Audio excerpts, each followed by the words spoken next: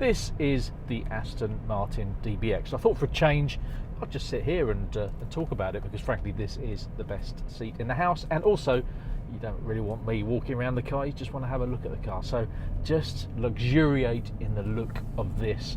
Another beautiful Aston Martin from the pen of Marek Reichman and his team, designed to look smaller than it actually is, and that's a really interesting thing because the dynamics are also set to make this car feel smaller than it actually is. So let's give you some numbers on the new Aston Martin DBX. It's going to cost £158,000, which puts it up in Bentayga territory and pretty close to the Lamborghini Urus. And it's got 550 PS, which works out about 543 brake horsepower, 0 to 60 in 4.3 seconds. This is seriously quick, 180 miles per hour and 700 Newton meters of torque. So the numbers do the job, but this is the first time I've driven a production version of this car. I'm just gently going around the Silverstone Stowe circuit at the moment, not least because I'll embarrass myself if I go too quickly and just get too excited. But I've also driven this off-road, and do you need an Aston Martin SUV to go off-road? Well, yeah, I suppose some people go shooting and taking their dogs into exotic country places, and this car is pretty confident going over some rough stuff. But it's an Aston Martin. Aston Martin makes sports cars, and this car's been positioned somewhere between the GT and the Vantage. And I have to say, when I drove the prototype version in Wales a few months ago, I was pretty impressed. This time I am absolutely blown away. And the thing is, this car weighs 2.1 tonnes. Now, clearly, plus a little bit more when I'm on board. But to make a car go round corners as simple as this car does, I mean, it just feels lithe and athletic, everything I'm not. It changes direction in a way that an SUV weighing 2.1 tonnes shouldn't. It's got to be witchcraft. How on earth have they done it? This car feels more like a sports car. It feels more like a fast Audi estate, but slightly more feel to it.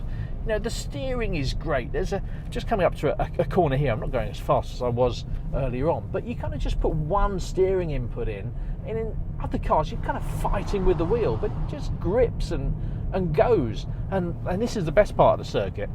Quite a tight circuit, but just the way this car changes direction there and there's no body roll. I'm hitting the rumble strips. That's the noise of the curb that you'll hear. Another quick change of direction here, and he just turns in beautifully. This is an SUV. If I look behind, there's space for 3 people sitting in the back and a dog in the boot. Frankly, the dog would be up against the window like that if I was driving around this circuit. But you can do things in this car that I don't think you can really do in another SUV. Lamborghini Urus, super quick, and it grips. It's about the sum of it, and it looks like a Lamborghini. It's all about drama. Bentley Bentayga, you know, that's super quick as well, but you're not going to throw it around a circuit like this. Even the Porsche Cayenne Turbo, it's going to roll a little bit going around this circuit. There's so little body roll in this car, and I know, you know, I'm just pootling around relatively at the moment, but then you hit the straight. Hang on a second, it's just what a noise! That's the greatest noise to come out of Wales since Tom Jones. This car's also got plenty of technology on board. You've at last an Apple CarPlay system in an Aston Martin, so you've got decent tech. It's got all the safety gizmos and gubbins that you would expect, but the tech underneath, you know, the e-diff at the back, the active suspension system, all the tech that you might think on some cars makes a car feel a little unnatural, doesn't make this car feel unnatural. You can tell I'm pretty impressed. I've driven it on the streets as well. The ride, they describe it as communicative, which I kind of like. It's a little bit firm at times, but communicative. I wouldn't say it's uncomfortable, but the trouble with so many SUVs is they kind of wobble, and when you look like me, you tend to wobble with it. And with this car, I kind of don't feel as though I'm wobbling as much. This car is a miracle worker. It makes me feel slim and athletic. Dream on. As well as that, okay, we've done the lockdown thing, we've bought a puppy. There's space, there's plenty of space in the boot. This is a proper SUV. It doesn't look as big on the outside. Looks like an Aston Martin, lots of Vantage cues and the strakes down the side and all the stuff you'd expect from an Aston Martin.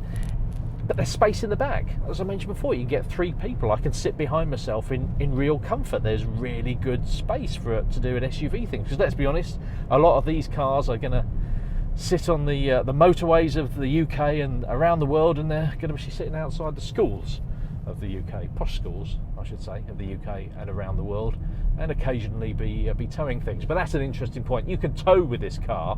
You can tow your race car, but do you know what? I'd be tempted to leave the race car on the trailer and take this round the circuit. Oh, I'm on my favourite bit again. Just the way, even at these slow speeds, it just changes direction, and the steering just feels great. Under the bonnet is a Mercedes AMG sourced V8, 4 litre, twin turbo. If you're going to go shopping for an engine, that's a pretty good place to go. I am fast falling in love with this car, and that is great news for Aston Martin, which, let's be honest, has had its troubles. Wales, which, let's be honest, has had its troubles. And the UK. This car is a sensation! Woo!